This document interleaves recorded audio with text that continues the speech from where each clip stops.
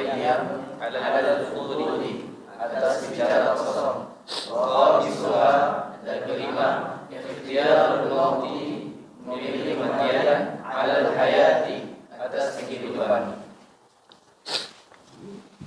Baik. Bismillah. Kita lanjut di bahasan sebelumnya dari sebagian ulama an ba'dil hukama. Baina yaday taqwa khamsun aqabat, di antara orang takwa itu di hadapannya itu ada 5 tanjakan. Menjawazaha, siapa yang bisa melaluinya, narat taqwa, dia dapat meraih nilai takwa yang sesungguhnya. Kemarin sudah dibahas. Awaluha, yang pertamanya ikhtiar syiddah ala ni'mati, berusaha memilih yang berat daripada sesuatu yang ringan, ni'mah. Yang kedua,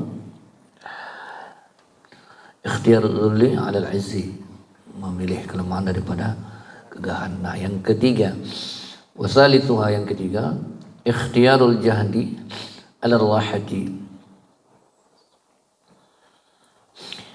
memilih letih atas santai. Nah, jadi pilihan antara letih dengan santai ini, terutama dalam meraih takwa, tidak ada sesuatu hasil yang didapat tanpa ada kerja keras di dalamnya. Dalam urusan dunia baik, kita kerja keras untuk meraih dunia itu dapat di kita. Meskipun kadang-kadang sudah kerja keras masih itulah. Prinsipnya sebenarnya rezeki itu bukan tergantung dari kerja keras. Kalau kerja keras rezeki itu, maaf, mungkin yang paling banyak rezeki wong yang bekerja keras nih, maaf, yang wong kuli-kuli, yang gawainya berat-berat, ngangkut pikul apa-apa, itu lebih berat kerjaannya. Kalau hasil atau rezeki itu disandarkan dari seberapa keras kerja seseorang itu. Tapi bukan di situ, banyak faktor. Nah, apalagi dalam meraih takwa, tidak ada seseorang itu dinilai oleh Allah Subhanahu wa taala itu tanpa ada kerja keras mendapatkan nilai takwa di hadapan Allah Subhanahu wa taala. Sebenarnya Allah punya hak untuk membuat seluruh hambanya itu menjadi hamba-hamba yang baik, mudah baik bagi Allah. Ya. Termasuk umum kafir itu nak dijadikan oleh Allah Subhanahu wa taala muriman segalanya, seluruhnya kecil ego bagi Allah. Tapi Allah ingin melihat hamba-hambanya yang memang bermujahadah untuk meraih nilai ketinggian takwa di hadapan Allah Subhanahu wa taala. Ya. Bangun subuh itu letih itu. Ya. Capek, sungkan bangun subuh tuh. Tidak mudah bangun subuh. Mudah tak bangun subuh? Mudah tak? Sulit. Sesoleh-soleh wong baik, orang-orang soleh, orang baik itu, ahli ibadah saja, itu nak bangun subuh itu berat, apalagi wong tidak punya niat untuk bangun subuh. Berat, apalagi nak bangun tahajud. Berat. Tapi manakala keletihan yang kesusahan yang dirasakan oleh hamba yang ingin nilai takwa di hadapan Allah, maka dia tinggalkan keletihan tadi, biarlah dia tahankan keletihan daripada apa namanya itu, santai. Dan santai itu tidak kati jaminan bahwa santai itu mendapatkan hasil yang terbaik juga. Apalagi di hadapan Allah Subhanahu wa taala. Lihatlah orang-orang dahulu. Para sahabat-sahabat Nabi itu ingin meraih nilai yang lebih besar dalam menggapai ketakwaan di hadapan Allah. Ada beberapa sahabat yang nanya dengan Nabi, ya Rasul, berikanlah aku amalan begini. Kata Rasul, kau begini, tambahkan lagi ya Rasul. Begini, tambahkan lagi ya Rasul. Tidak merasa cukup, padahal letih. Orang-orang dulu mengikuti Nabi, bagaimana sholatnya Nabi panjang. Ada yang bertahan sampai pingsan melok Nabi. Berperang, berjihad di jalan Allah itu letih, itu capek, capek. Capek pikiran, capek rasa, capek tenaga. Tapi dia hilangkan rasa letih itu daripada dia bersantai. Kalau seandainya orang-orang dahulu, para salafus saleh, maksud di atasnya para tabi'in sampai ke sahabat Nabi, sampai ke Rasul sendiri, kalau pada beliau-beliau itu santai, tidak sampai dapat kita iman sekarang. Tidak bakal kita merasakan diri kita sebagai orang Islam yang masuk sebagai orang Islam dan merasakan nikmatnya iman. Karena keletihan para pendahulu-pendahulu kita dulu. Taruhlah. Dalam berbangsa bernegara juga kita tidak bakal merasakan merdeka yang kita rasakan sekarang. Bebas. Tidak tertindas dalam artian penjajahan yang seperti dulu secara zahir. Tidak tertindas, tidak kati, bebas sekarang, makan minum bebas, berjalan sana sini tidak ketakutan, tidak takut kena tembak, tidak takut kena tangkap, ya. Karena usaha dan letih yang dirasakan oleh pendahulu-pendahulu kita, pahlawan-pahlawan dulu. Maka kita termasuk pengkhianat kalau ketika kita rasa syukur dan terima kasih kepada pendahulu-pendahulu kita. Para pendiri bangsa ini termasuk pahlawan-pahlawan dulu. Kalau kita isi dengan hal-hal yang tidak manfaat. Ladas-ladas. Ini kamu 17 Agustusan. Syukuran malamnya joget-joget. Apalagi lomba balon itu apalah hubungan dengan kemerdekaan. Lomba yang joget balon. Nangislah pahlawan di kuburan dulu. Kamu berjoget-joget, kami setengah mati dulu. Mana kapan sempat nak berjoget? Jangan kena berjoget, mikir ke makan lagi, tak terpikir lagi zaman dulu. Nah makanya apalagi di hadapan Allah, seorang hamba itu akan merasakan letihnya tadi di hadapan Allah dengan nilai derajat yang tinggi. Dia tinggalkan santai. Ikhtiarul jahdi ala hati, dia tinggalkan, dia memilih lebih letih baik daripada dia santai-santai. Wa rabi'uha ikhtiyarus sukuti 'ala al-fudul. Yang keempatnya memilih diam daripada omong kosong, omon-omon, ndak aja omon.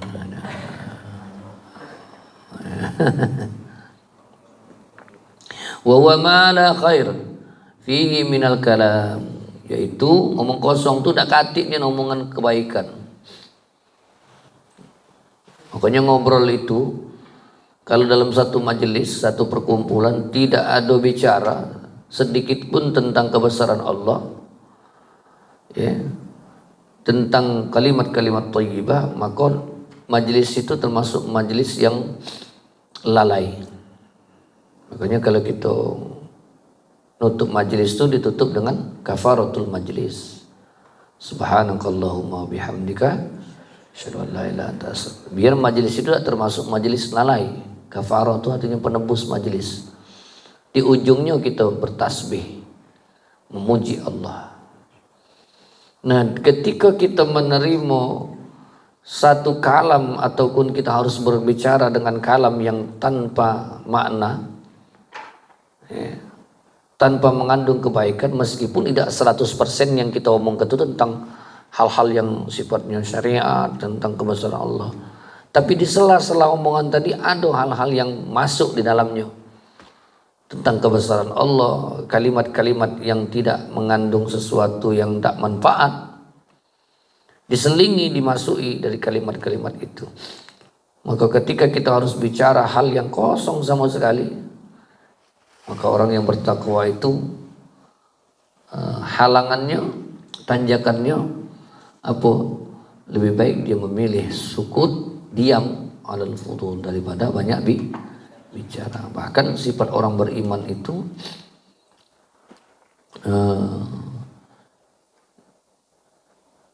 orang beriman itu tidak akan bicara kecuali hal-hal Yang man kana yu'minu billahi wal yawmil akhir falyaqul khairan aw liyasmut. Ngomong yang baik atau diam. Bahasa Palembangnya BK. Bahasa kelakar. Ada nih yang bangsa ngomong tuh panjang ngalur ngidul katik cerita. Katik maknanya. Kalau bisa ngomong tuh ada maknanya. Sambil ngobrol dengan kawan-kawan. Oh iya malam ini malam Sabtu. Ada apalan tak gitu. Oh, ada makharijul huruf apalan. Coba dengar dulu. Lupa. Kau lupa juga. Nah, ada jadi ngomong kita ngomong lain bela. Ya. Jadi itu mengingatkan kita hal-hal yang manfaat. Ya.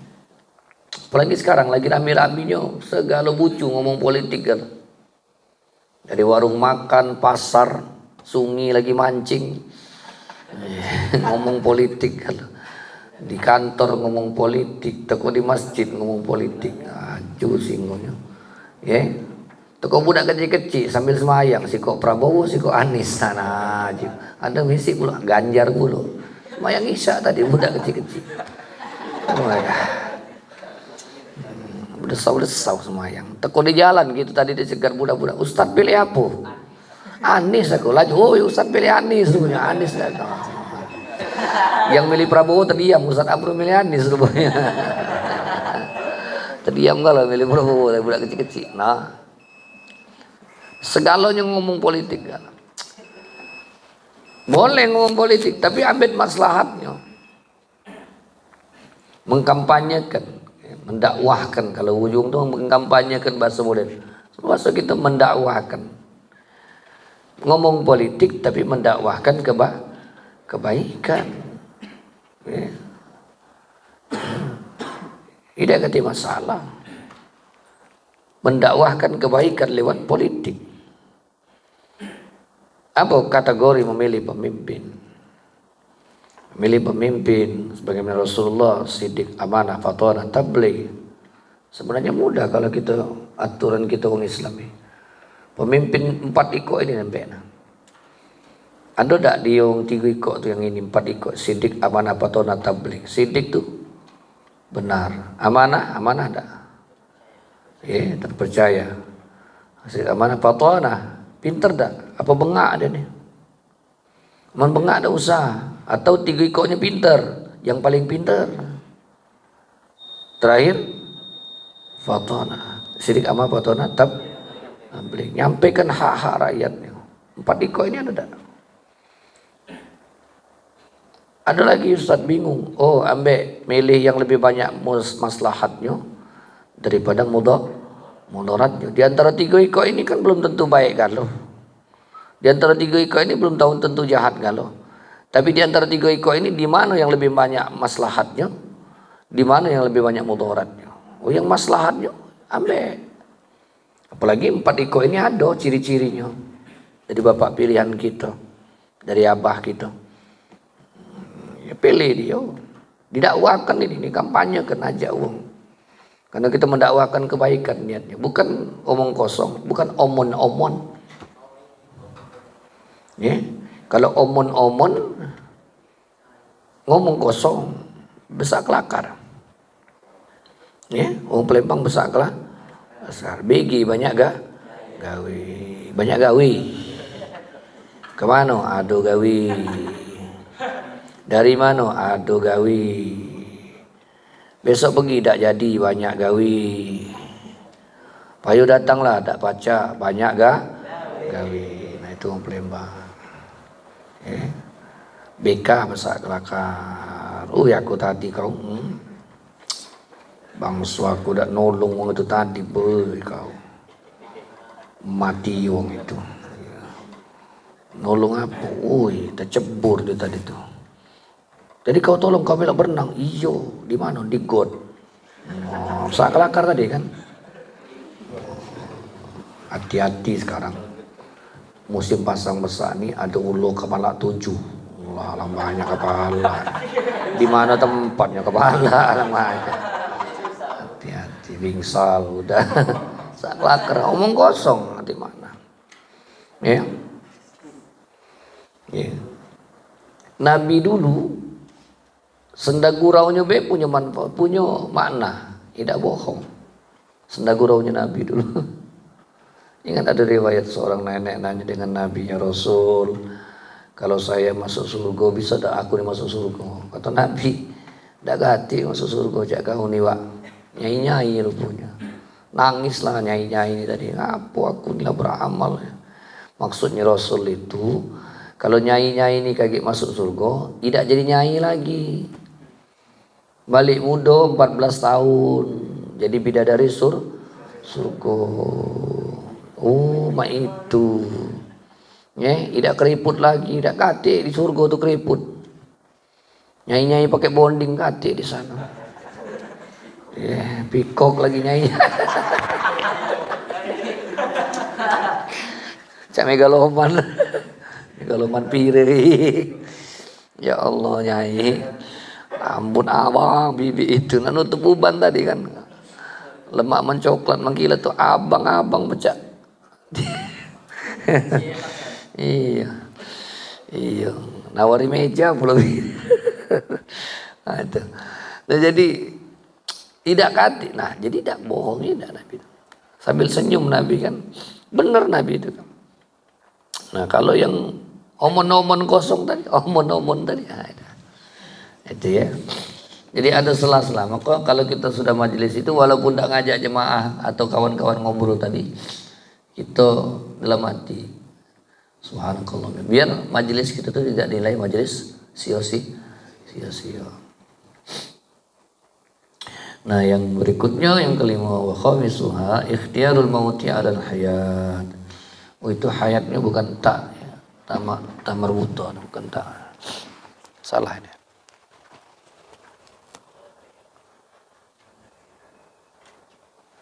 Al-hayat ya.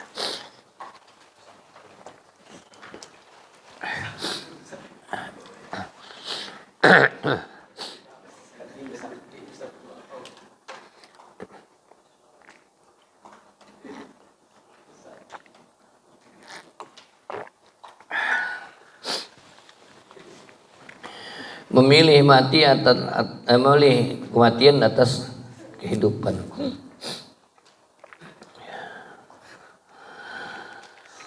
Wal mautu 'inda ahlullah ta'ala qama'u hawan nafs.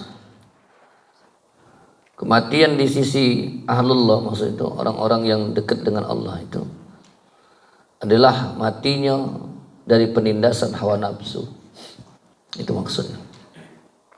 Jadi daripada dia ditindas hawa nafsu, dia lebih baik mati kalau bahasa daripada itu pilihan orang yang bertakwa itu, pilihan terbaik.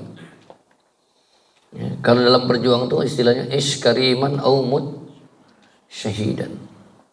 Ya, mulia mati hidup mulia atau mati dalam mati syahid. Kalau hidupnya dalam keadaan hina, lebih baik mati. Ya. Dia kata harga diri. Sama dengan ketika kita daripada ditindas hawa nafsu, lebih baik kita memilih kematian daripada kehidupan. Apalah artinya umur yang panjang, tapi seluruh kehidupan kita selama panjang hidup itu tadi, hari-hari kita dalam penindasan hawa nafsu, ambisi yang berlebih-lebihan. Sekarang kan banyak wong ambisi. Wong yang tidak punya ambisi itu bukan wong tidak galak hidup. Wong yang tidak punya ambisi itu mikirkan bahwa ambisinya itu tidak akan menyelesaikan seluruh kehidupannya. Karena wong sekarang beranggapan bahwa menggapai ambisi yang dia inginkan itu akan menyelesaikan segala persoalan kehidupannya. Ingat sekarang ambisi pengen jadi ini, pengen jadi itu, pengen jadi itu. Bercita-cita boleh tapi bukan ambisi.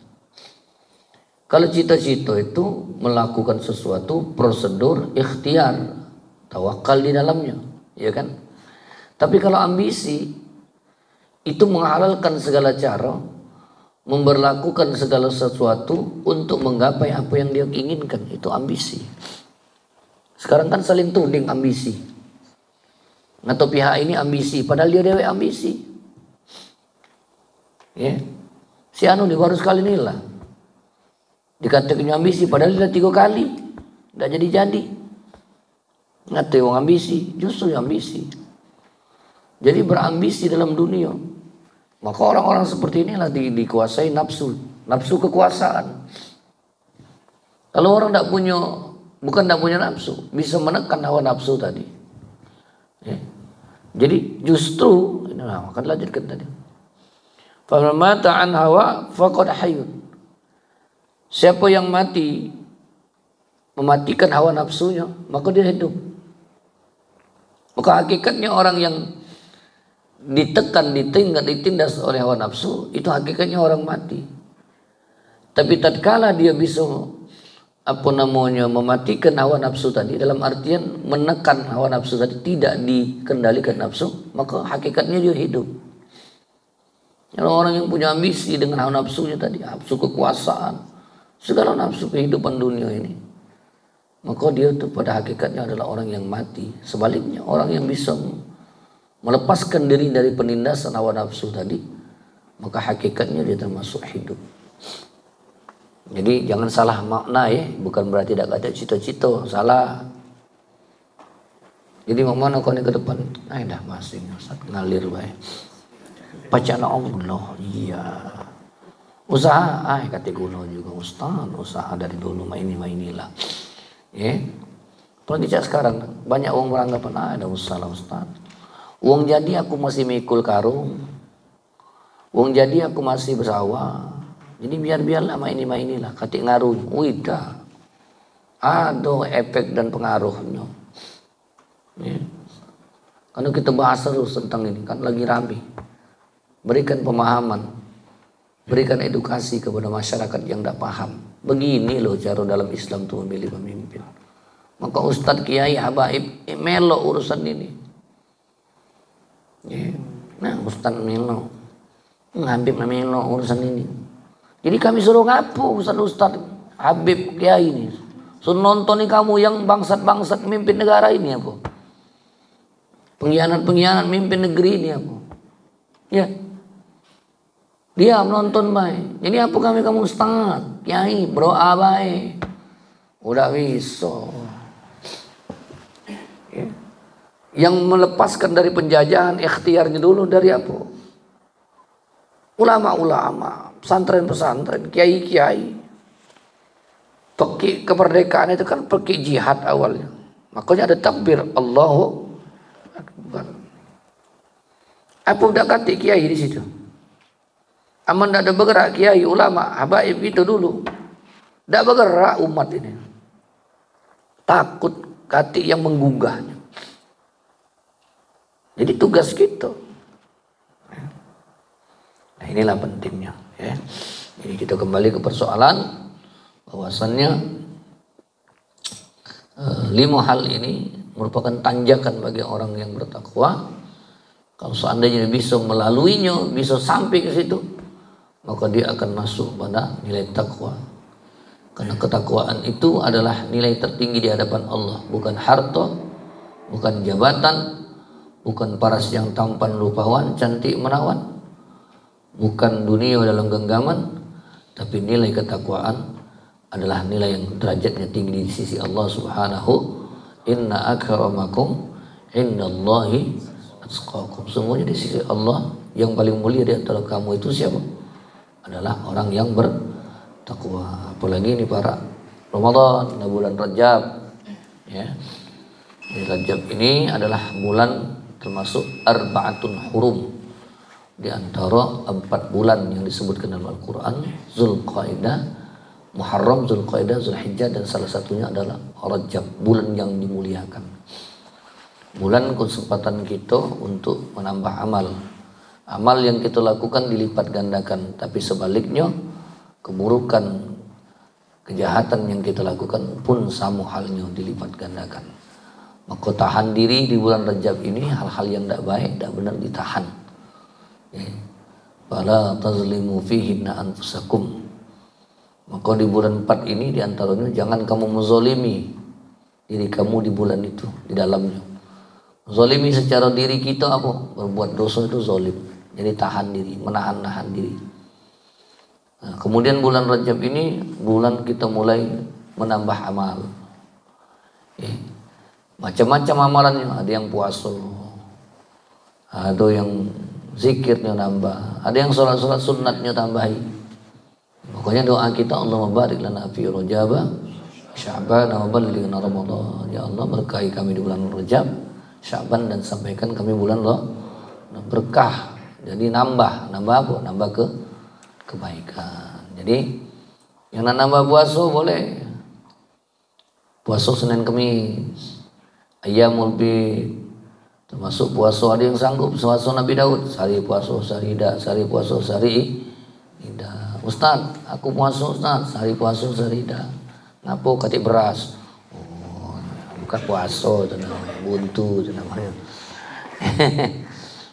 Jadi puasa niatnya puasa biasa, bukan nawaitu shoma ghadin fi syahri Rajab. Aku puasa besok pada bulan Rajab, mati. Puasa Senin Kamis, aku puasa besok sunnah karena Allah, atau puasa Senin besok sunnah karena Allah. Dapat pahalanya, dia dapat fadilah bahwa memang ada puasanya di bulan Rajab itu. Artinya memperbanyak puasa di bulan Rajab. Di antara bulan 4 ini, di antaranya yang diperbanyak amalan, di antaranya adalah berpuasa. Tapi puasanya yang seperti itu tadi. Yang disunnahkan yang lebih detail itu disebut di antaranya puasa Muharram, Asyura, 10 Muharram. Ada puasa Arafah. Itu detail disebut. Padahal niatnya niat puasa Arafah.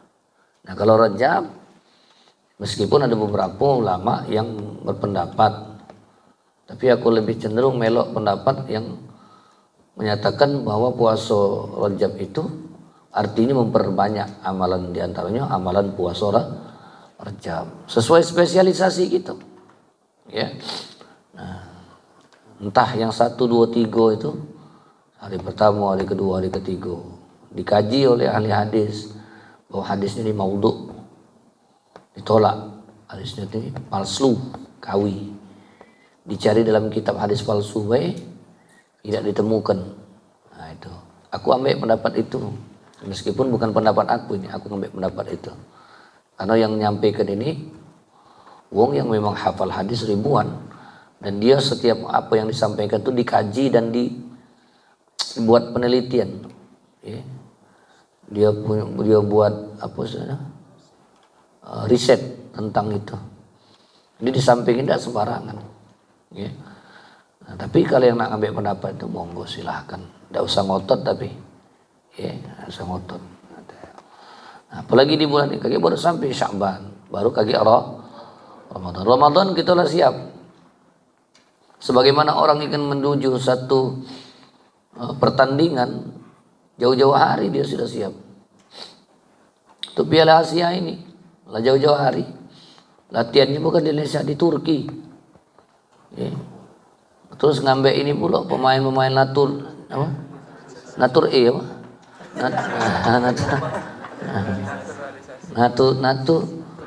Naturalisasi. Ya. Ambil pemain luar galau kan. Latihannya jauh-jauh ke Turki situ. Karena persiapannya, meskipun dalam beberapa kali percobaan habis kena bantai terus. Tapi tidak apa-apa, kita bangga dengan timnas, tetap dukung kalau dia lah 5-0 pindah ke channel lain kan gitu. Tidur. Nah, itu persiapannya lah panjang sampai ke puncaknya. Nah, malam ini pertandingannya sama dengan kita, minimal buka Rajab ini makanya apa ulama-ulama kita dulu tuh hebatnya dia nak ngingatkan umat ini, oh inilah bulan Maulid, oh inilah bulan Rajab, dengan lagi Sya'ban, dengan lagi Ramadan. Hebat mana lah, para kaki ada nisfu Sya'ban, diingatkan lagi, dikaji beberapa hadis-hadis tentang amalan-amalan, disimpulkan, kemudian dilakukan amalan-amalan itu. Ingatkan, oh kalau lah 15 Sya'ban, lah nisfu Sya'ban, berarti tidak lama lagi Ramadan. Jadi orang-orang dulu tuh cerdas. Jadi tidak makan dewek amal tuh. Dia mengedukasi masyarakat. Umat ini diajak untuk beramal. Biar tahu. Ya, kalau digaungkan kan wong tahu. Sama juga tadi, wong politik tadi. Itu budak kecil tahu. Tertidak dia siapa wong ini. Disebutnya baik. 01, 02, 03, 04. Kata 04. Ya. Disebutnya kan sianu. Padahal dia tertib. Karena digaungkan, didengarnya. Begitulah orang dahulu tuh. Ya. Nah, jadi insyaallah ya. Wallahu a'lam.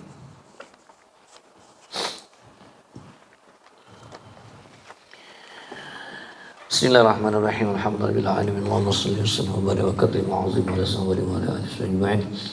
Allahumma ighfir lana dhunubana wa liwalidina warhamhum kama rabbuna shighara wa lil muslimin muslimat wal mu'minat al ahya wal amwat ya rabbal alamin. Allahumma anfa'na bima 'allamtana. وعلمنا الذي ينفعنا اللهم اهدنا بهداك واجعلنا مما يستمع في رضاك ولا تولنا إليك سواك ولا تجعلنا ممن خلف عملك وعصر اللهم بارك لنا في رجب وشعبان وبلغنا رمضان اللهم بارك لنا في رجب وشعبان وبلغنا رمضان وبارك لنا في رجب وشعبان وبلغنا رمضان ربنا آتنا في الدنيا حسنة وفي الآخرة حسنة وقنا عذاب النار صلى الله عليه وسلم الحمد لله رب العالمين صلى الله